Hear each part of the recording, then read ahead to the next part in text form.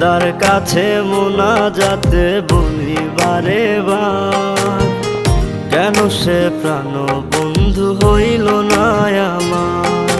খোদার কাছে মোনাজাতে বলি বারে বার, কেন সে প্রাণ বন্ধু হইল না আমার।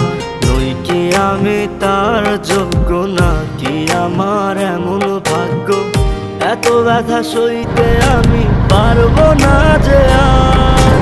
খোদার কাছে মোনাজাতে বলি বারে বার, কেন সে প্রাণ বন্ধু হইল না আমার।